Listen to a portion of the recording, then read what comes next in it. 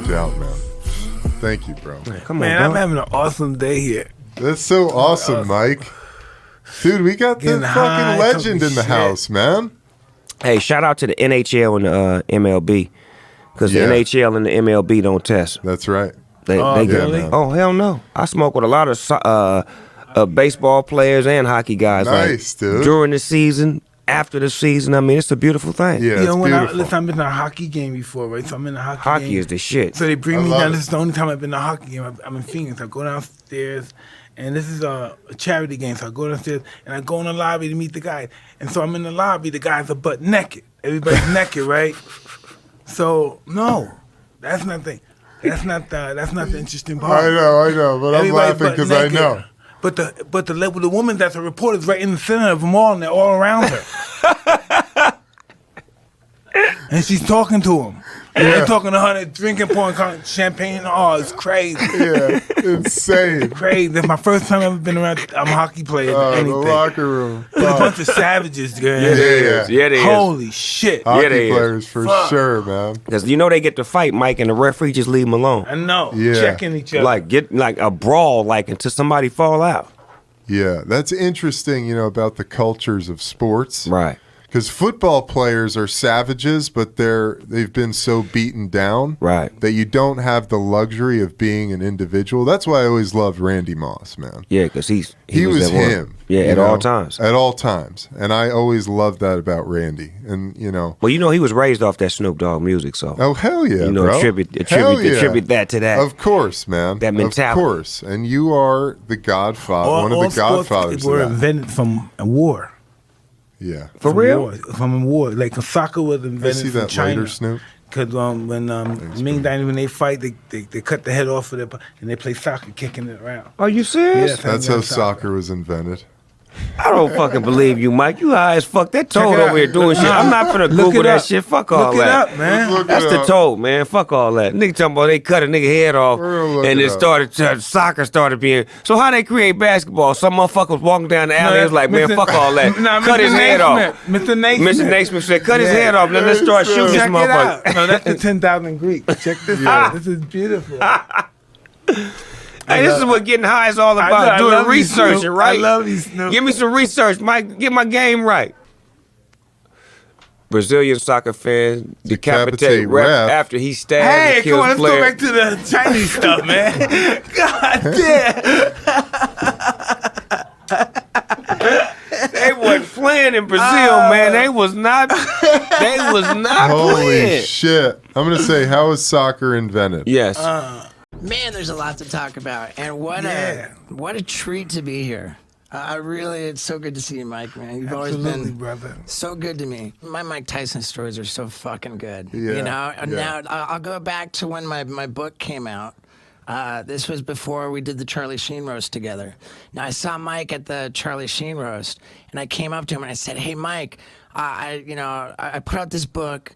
And I told the story about us doing all the cocaine in the bathroom in the book, and the lawyer said it was fine, but I kind of felt weird about it because I didn't check with you. And I'll never forget, Mike looks at me and says, "It happened, you tell it." Both you guys, like what drugs were you using at those times in your lives? Cocaine, marijuana, a lot of alcohol, too. A lot of alcohol?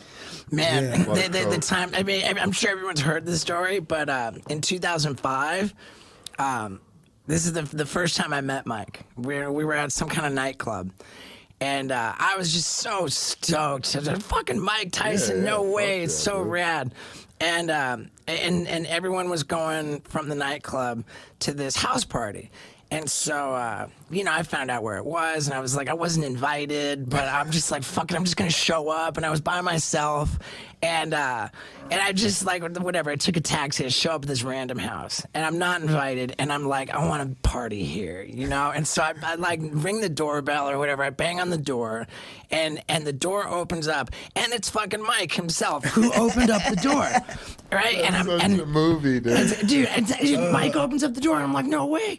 I don't know anybody here, you know. I don't even know Mike, but I said, hey man, is it cool if I come in? And Mike, like, it was like he threw a punch, like it was like he threw a punch like past me, you know, like over my shoulder, and like threw it like next to me, past me, and hooked it, and then pulled you by the shoulder. Yeah, well, no, by the like clocked me in the back of my head, not knocking me into the house. He's like, get in here, you know. I love it. Yeah, dude. it was like this ghost punch, and he hooked it around and pulled me in the house, and we're in the house like not even a second, and he says, you got any coke? And I said, fuck yeah, I do. I said, fuck yeah, I do. Not only do I have coke, I have a bunch. And I was not kidding, man. Shit. I had like both pockets, right? And like for anyone, you know, an 8-ball is like a fairly substantial amount of Yeah, it's a cocaine. lot. You know, that's 3.5 grams. In my left pocket, I recall having an 8-ball that had not even been touched, and in my right pocket, I had like an 8-ball that had been like halfway through.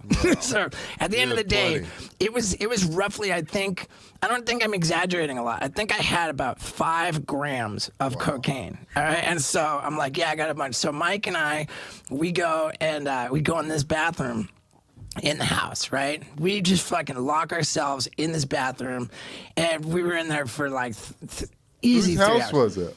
Friend of mine. Oh. Yeah, we were in there for like fucking 3 hours, just Talking on and on. I'll never forget when and here's the craziest thing is that, like, I was a cigarette smoker at the time. I smoked Newports. Mike asked me for a cigarette in this bathroom, like right when we first go in there. Oh, let me get a cigarette, right? I couldn't believe this. He takes the cigarette in his like a Newport cigarette. He rolls it between his fingers. You got to explain this to me, Mike, because I still don't understand it. He rolls it in his fingers back and forth so that the tobacco falls out on the bathroom counter. Right, like, and he keeps doing it, rolls it back. So he gets done with it. Now, like, there's the brown filter on the end, and the cigarette paper is empty. It's just like a cylinder, like an empty tube of cigarette paper. So then he turns it right side up. We've got a whole pile of powder cocaine on the bathroom counter, and crush it all up, real fine powder. And Mike's like scooping it in with like a driver's license or credit card. I don't know. He's just scooping it in and pouring the powder into the tube, the cylinder of cigarette paper, right? No tobacco mixed in. It's just, he's just dumping in just pure cocaine, nothing but cocaine to fill this cigarette. And I'm looking at it, I'm so fascinated. I'm looking at it, I'm thinking, that just can't work. I mean, like, just like logistically, like, that can't fucking work that way. You know, like the cocaine, the cigarette paper has to burn way faster than the cocaine, right? Like, you can't just have solid cocaine with like cigarette paper wrapped around it and expect it to smoke. And I'm watching them do this, and I'm just thinking, like, this is the most fascinating, like, fucking drug addict science fair experiment. you know? And That's what it was. And sure enough, he got it to work. I mean, did you pull the filter out? Yeah, pull the filter out. Pull the filter out, and he's just like cradling it, and like he smoked it. Now I was like a little bit weirded out by the idea of smoking coke, so I was just snorting it. Mike finishes his cigarette contraption, and then like he gets done with it, and he makes another. And I'm so fascinated, right? I just keep giving him. I don't care. I just let Mike have it. I'm like, dude, I was so fascinated. The experience was so incredible, and like, mind you, smoking all this cocaine, we're locked in like a small bathroom. Like, it is so dense, the smoke in the air. Like, no crack house could possibly be that fucked up of like air quality as far as just being in a cloud of fucking cocaine smoke.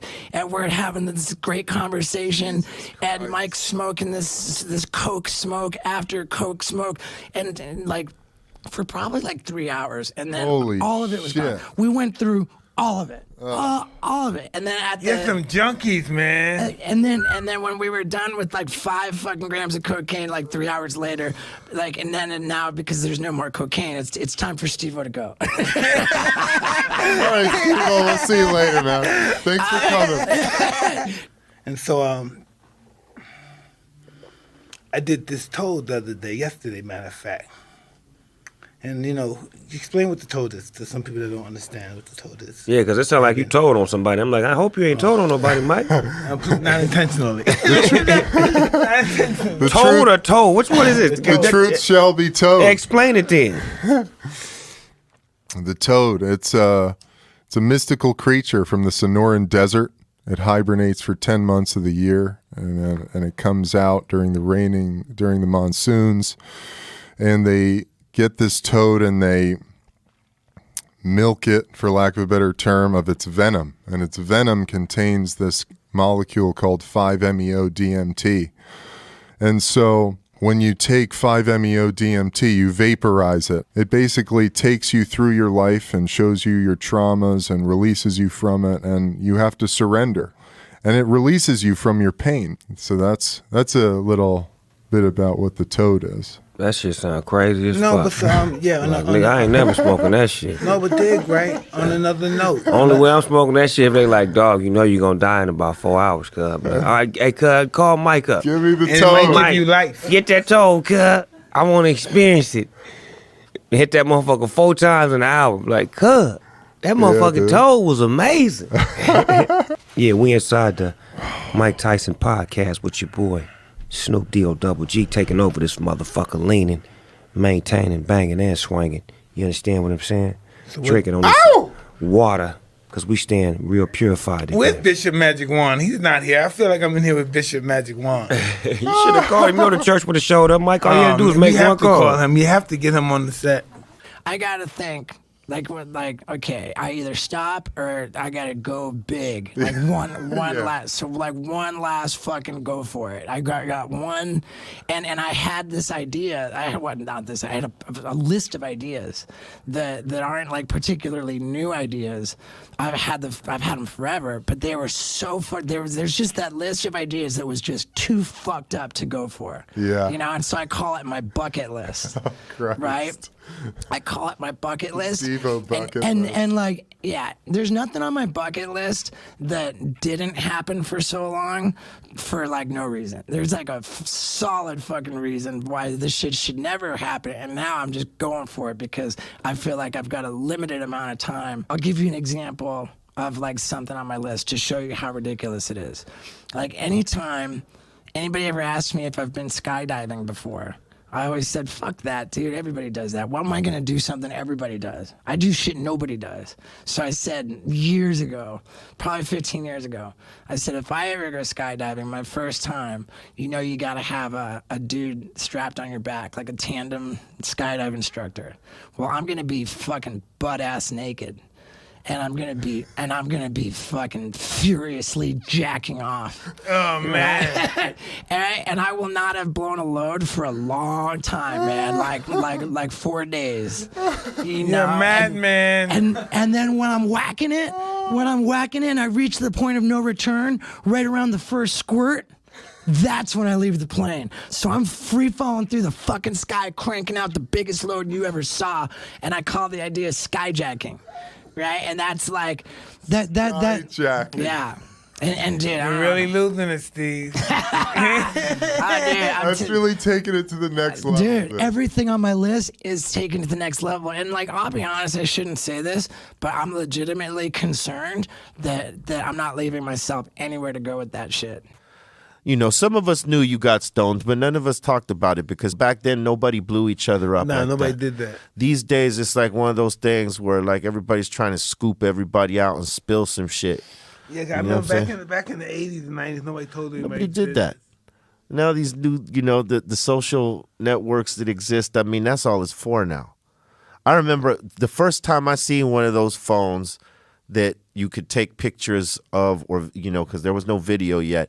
I was in Europe. We were with on a tour with Eminem, 50 Cent, Exhibit, G Unit, and all that. I think it was Anger Management tour. I remember that tour. And we were in some city, and one of my other bandmates and I were walking through the like market area, and this dude had his phone up, like doing selfie mode, like doing a selfie. He had it high up, and I could see him looking at us, and like trying to position himself.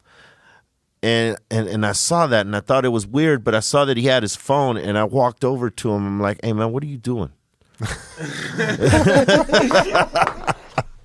And, you know, I was just tripping out on what he was doing because I know he was doing it in our direction. And I wasn't like offended or anything because like I'm cool with fans. Like I don't trip. I'll take pictures with them, sign autographs, all that shit. But I was just like, you know, like, what are you doing? And he's like, oh, I'm sorry. I was just taking a picture of you guys. I'm like, taking a picture? I used to freak out And- when people did that. And it was like I hadn't seen a phone that, you know, you could take photos with yet, you know, because So those phones bizarre. those phones weren't in America yet. You know what I'm saying? And I saw that shit, and I was like, you Now could we take can't a live picture. without those phones. Yeah. I was like, you could take a picture with your phone? And he goes, yeah, look.